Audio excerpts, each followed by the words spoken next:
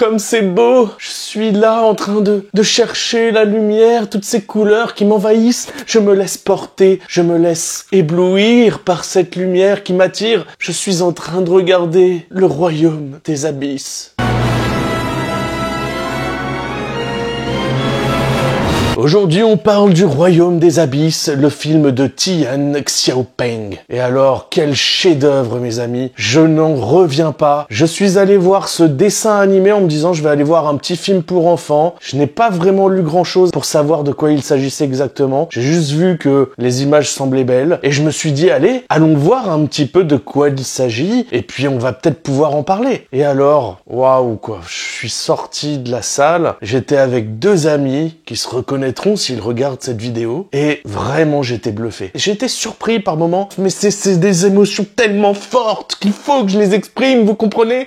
Donc j'en parle, je vous dis tout ça, je vous envoie tout ça avec mon cœur, et maintenant prenez-le ou ne le prenez pas, mais regardez ce film, Le Royaume des Abysses, sur vos écrans. Je vous parle un petit peu de l'histoire pour que vous compreniez mon état d'esprit. Donc on commence avec cette petite fille de laquelle va émaner une certaine tristesse. On sent qu'elle est en souffrance, elle est en manque d'amour maternel. Je n'en dis pas trop non plus parce qu'il faut absolument que vous le découvriez par vous-même. Mais en tout cas, on va suivre cette petite fille au début qui est un petit peu malheureuse, qui a l'air d'être un petit peu abandonnée par sa famille, un petit peu délaissée. Apparemment, elle va chuter dans l'eau et elle va se retrouver dans le royaume des abysses. Et là, elle va découvrir un monde féerique, complètement fou, où un homme tient un restaurant où les animaux ou les poissons de la mer viennent manger, et elle va vivre avec ces personnes-là pendant un certain temps et les découvrir. On va avoir une relation très intéressante entre elle et un autre personnage qui va avoir comme un petit rôle paternel. On a un énorme côté psychologique qui ressort de la peur de ne pas être aimé, etc. Enfin, on va aborder plein de thèmes différents. Comment réagir lorsqu'un être qu'on aime nous abandonne, comment vivre avec la séparation d'un être aimé, comment surmonter les épreuves de la vie, comment réussir à trouver des raisons de vivre lorsque nous sommes malheureux. Enfin, tous ces thèmes sont abordés de manière très intéressante et nous donnent finalement du courage pour affronter les problèmes de la vie. Et parfois, on rencontre dans la vie des difficultés qu'on ne pourra pas éviter. Et l'idée, c'est que tout finit par passer. Comment être plus fort. Il y a des moments qui sont presque épiques dans le film au niveau sentimental. C'est vraiment incroyable. Beaucoup de symbolique. Ensuite, donc, on se retrouve dans cette partie un peu féerique où on ne sait pas trop où le film va nous emmener. On voit qu'il y a un petit côté sentimental, etc. Mais pour le coup, moi, je suis pas rentré dedans immédiatement. D'ailleurs, je me suis même fait la réflexion. Je me suis dit, franchement, ils vont pas me prendre. Je verserai pas une larme dans ce film-là parce que, bon, ça va. Franchement, je gère. Je me sens pas trop pris dedans non plus. Mais alors, les images étaient tellement belles. J'étais en train de regarder ça comme si je regardais des tableaux. J'étais dans une galerie d'art avec plein de couleurs magnifiques, en train de regarder des tableaux artistiques. Franchement, visuellement, c'est exceptionnel. Et puis, je vais pas vous mentir, le film m'a retourné. Mais il m'a retourné quand je m'y attendais plus, en fait. Il m'a retourné, je vais vous dire, pendant les 20 dernières minutes, j'étais complètement bluffé. J'ai compris tous les sens cachés du film, toutes les symboliques, tout le côté abstrait. Et là, j'étais vraiment, mais émerveillé, pris émotionnellement dans cette spirale, dans ce tourbillon d'émotions. C'était extraordinaire. Je me suis laissé emporter, une larme a commencé à couler. Elle a coulé sur ma joue ici.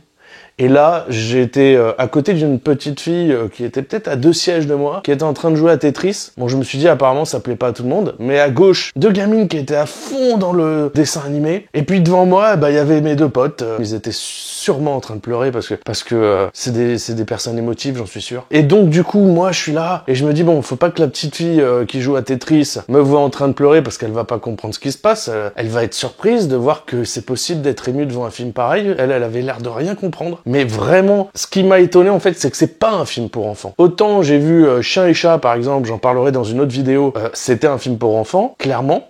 Autant ce film-là n'est pas du tout un film pour enfants. Il y a la plupart des enfants qui vont regarder ce film ne vont pas comprendre forcément la thématique qui est abordée, ou alors ils vont la comprendre, mais pour eux, ils vont se dire, mais c'est triste en fait. J'ai entendu une mère qui était avec sa petite fille. La fille s'est retournée à la fin du film et elle a dit, mais vous avez compris parce que c'est triste, non? Et c'était très intéressant comme remarque, parce que c'est là que j'ai compris qu'en fait, ce film est beaucoup plus profond qu'il n'y paraît. Il s'adresse à tous les publics. Les enfants peuvent aller le voir, bien sûr, il n'y a rien de louche dedans, mais par contre, c'est quand même assez dramatique. Et il y a une vraie profondeur, il y a une vraie morale à retirer de ce que ce film va nous dispenser comme émotion. Et vraiment, enfin, j'ai été complètement ébloui, bluffé. Et voilà, enfin, je veux pas en dire plus. Je vous laisse découvrir ce que ce film peut vous laisser comme émotion. En tout cas, ce que je peux vous dire, c'est que les personnages sont très attachants, très intéressants, et on prend des gifles monumentales visuellement en permanence. Et ça vaut vraiment le détour. Allez en salle voir ce film. Il a mis 7 ans à être réalisé, à être préparé. On sent qu'il y a un soin tout particulier visant à toucher un public. Et pour moi, le public a été conquis. J'ai l'impression que tout le monde était d'accord là-dessus. Après, voilà, comme je vous l'ai dit, au milieu du film, j'étais pas complètement dedans parce que je savais pas où on voulait m'emmener. Et quand j'ai compris où on voulait m'emmener, j'ai kiffé. Donc à partir de maintenant, je vais spoiler. Il y a un moment où vous avez peut-être remarqué que le fantôme rouge dont il est question, qu'il les pourchasse à chaque fois que la fille est malheureuse, le fantôme rouge représente en réalité le manteau de sa maman. C'est le manteau de sa mère, et chaque fois qu'elle est triste, elle porte ce manteau sur elle, et c'est ça en fait, cette vague de cette déferlante de tristesse, c'est ça qui conduit au malheur de tous. Et en fait, c'est comment vaincre cette déferlante de tristesse lorsqu'on surmonte des épreuves insurmontable. Je me suis même demandé si sa maman était morte, mais à un moment donné dans le film, on voit clairement qu'elle ne l'est pas. Tout début du film, sa mère lui écrit et lui dit, lorsqu'elle lui envoie un texto, elle lui dit ne m'écris pas si ce n'est pas très important. Donc on comprend plus qu'elle a été un peu délaissée par sa mère et pas que sa mère est décédée. Le sentiment d'abandon est d'autant plus fort en réalité, et c'est comment elle va affronter ça. Et alors il y a aussi ce personnage qui joue le chef du restaurant, qui lui cherche absolument à monter des plats qui vont attirer de la foule et pour devenir un restaurant 5 étoiles, le restaurant de la mer que tout le monde va visiter. Et en fait, il va chercher à atteindre cet objectif à tout prix, mais son humanité va ressortir complètement. Enfin, bon.